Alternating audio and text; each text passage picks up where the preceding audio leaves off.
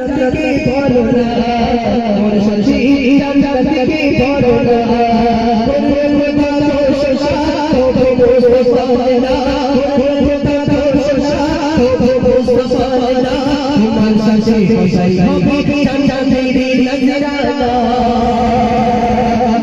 ये युवार खोटे मोर पवार ये युवार खोटे मोर पवार भाई दुआले पावा के ना चुचावा छुई होबे मुस्तफा আল্লাহ পাক বলছে আল্লাহ পাক একটা নবী দিতে পারতেন আমি মুসা আমার সাথে একটা কসাই দিলেন সে আমার সাথে জান্নাতে যাবে আল্লাহ পাক তার ঠিকানাটা দিন আমি দেখব সে কি এমন আমল করে যে সে আমার সাথে জান্নাতে যাবে পে কবি ছন্দের মাধ্যমে লিখো মা একটু ভালোভাবে শুনবেন কেউ কথা বলবেন না একদম চুপচাপ করে শুনবেন কিছু কথা বলবেন না ঠিক আছে আল্লাহ নবী মুসাকে আল্লাহ পাক ঠিকানা জানিয়ে দিলেন সেই কসাইয়ের আল্লাহ নবী মুসা খুঁজছেন সেই কসাই কোথায় পে কবি ছন্দের মাধ্যমে লিখি শোনো মুসা ছোটে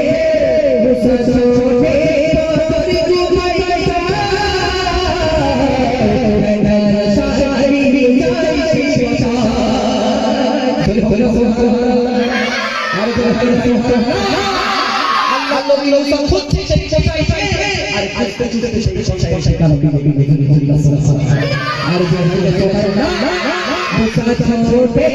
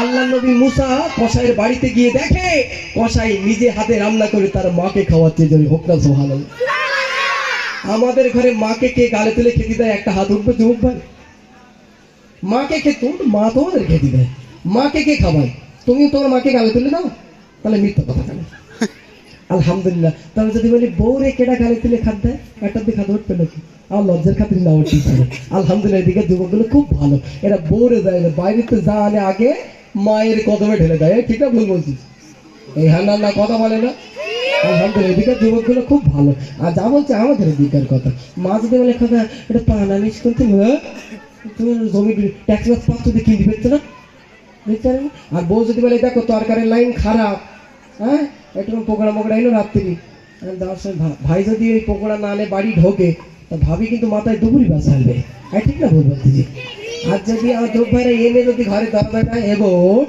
তো যদি মাল এনেছে গিয়ে এনে আর ওই মালগুলো তো সেখানে হবে নাতিতে দাদির কাছে পাঠায় তাই না তো এদিকে যুবক ভাইগুলো খুব ভালো এরাই আগে এনে মায়ের কাছে দেয় প্রিয় কবি ছন্দের মাধ্যমে লিখছে শুনুন সেই কসাই বাড়ি এসে রান্না করে নিজের মাকে খাওয়াচ্ছে আল্লাহ নবী মুসা দেখছে প্রিয় কবি ছন্দের মাধ্যমে লিখছে শুনুন ভালোবেসে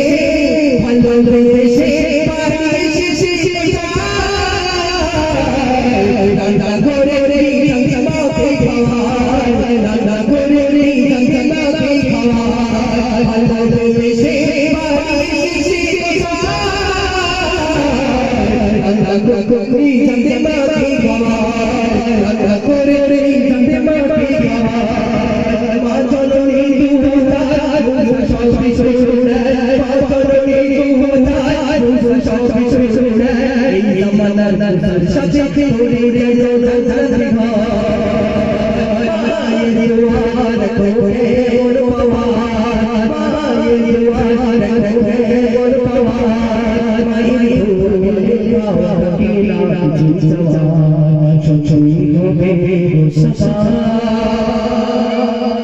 আল্লাহ নবী মুসা কসাইকে ডাকলেন, কসাই আমি দেখলাম তুমি যখন তোমার মাকে খাওয়াচ্ছিলে তোমার মা একটা হাত তুলে কি দোয়া করলো, ওটা কি আমার সাথে বলবে? তখন আল্লাহ নবী মুসাকে কসাই বলছে, হুজুর আমার মা বলছিল যে সন্তান কাছ থেকে বাড়ি এসে নিজে না খেয়ে অসুস্থ মাকে খাওয়ায়, আল্লাহ পাক সেই সন্তানকে আপনি জান্নাত দিন, জোরে হোক না সুবহানাল্লাহ। শুধু জান্নাত নয়, এই জামানার নবী মুসার সাথে জান্নাত দিন, জোরে হোক না সুবহানাল্লাহ। ততক্ষণ পর্যন্ত একটা মজার কথা, আল্লাহ নবী মুসাকে সেই কসাই চেনে না, জোরে হোক না সুবহানাল্লাহ। আল্লাহ পাকের কাছ থেকে ঠিকানা নিয়ে মুসা নবী ছুটলেন, আমার জান্নাতের সঙ্গীটা সে কেন হলো আমি দেখবো। এসে দেখে মায়ের দুয়ার জন্য মুসা নবীর সাথে এক কসাই জান্নাতি হয়ে গেল, জোরে হোক না সুবহানাল্লাহ। আমরা যদি তাহলে আমাদের রসুলকে ভালোবাসি, এই আমার মাকে যদি ভালোবাসি, তাহলে আল্লাহ চাইলে আল্লাহ রসুলের সাথে জান্নাত দিতে পারে কি পারে না? আলহামদুলিল্লাহ। তাহলে মাকে ভালোবাসবে তো? আচ্ছা মাকে কে গালাগালি করো হাত তোলো, 50 টাকা দেবো, চলে এসো 50 টাকা। ব্রেক ফেলটেল করেছ না কেউ?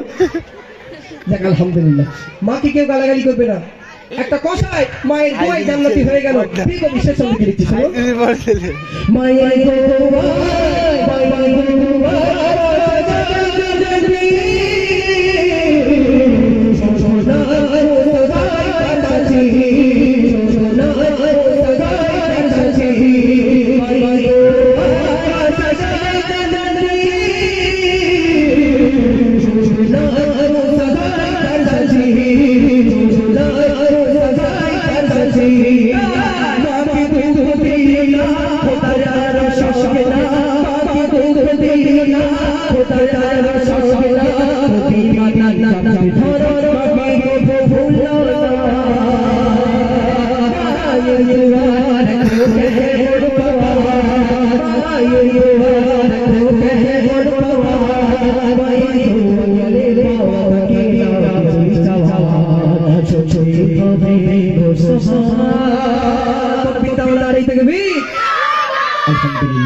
যুবক ভাই, আপনি কাজে যাচ্ছেন, মায়ের কাছ থেকে দোয়া নিয়ে যান। দোয়া নিতে হবে না, মাকে বলুন মা আমি কাজে যাচ্ছি। মা যদি বলে সন্তান যাও, ওইটাই তোমার জন্য দোয়া হয়ে গেল, আর স্বয়ং আল্লাহ পাক আপনার সঙ্গী সফর বেড়ে গেল, যদি হোক না সুবহানাল্লাহ। আলহামদুলিল্লাহ, মায়ের কাছ থেকে দোয়া নেই। আমরা মায়ের কাছ থেকে দোয়া নেই, বিয়ে হয়ে গেলে মানে সকিনার মা একটা কাজের দিক যাচ্ছি, দোয়া কিরম দোয়া হবে? মানে দেখো শাড়ি ছিঁড়ে গেছে, শাড়িটা এনো, বাড়ির স্বরাষ্ট্রমন্ত্রী তো বউ, বুঝতে পারিনি। আলহামদুলিল্লাহ। আচ্ছা তোমরা যখন খিদে লাগবে আমাকে বলবে, খিচুড়ি গজল শোনাবো, ঠিক আছে? কিসের গজল? খিচুড়ি। যখন খিদে লাগবে কি বলবে?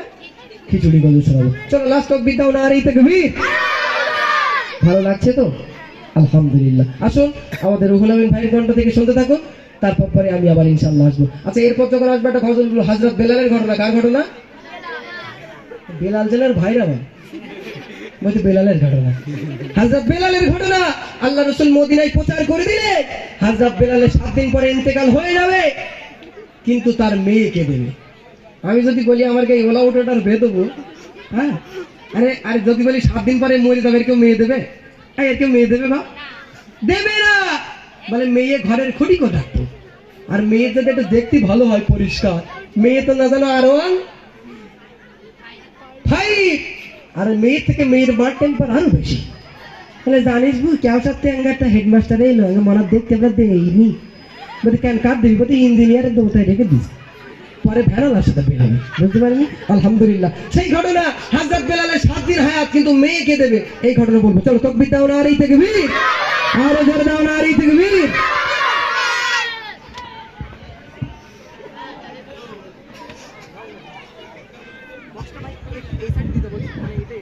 শুনছিলেন এতক্ষণ প্রিয় কবি এমডি আব্দুল মান্নান খানের কণ্ঠে। তো আমি ছোট্ট করে গাইছি, আমাদের বাড়ি তারা শুনতে থাকুন। সাল্লাল্লাহু আলাইহি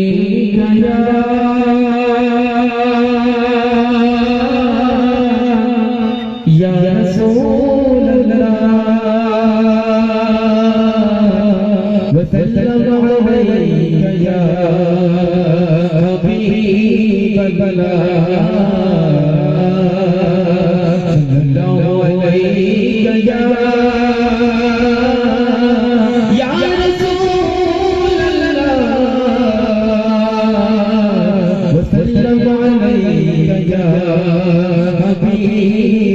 लगा कविता बजाना सुनते सुनते सुनते बारी बारी बारी बारी सकाराते सुरो भूमि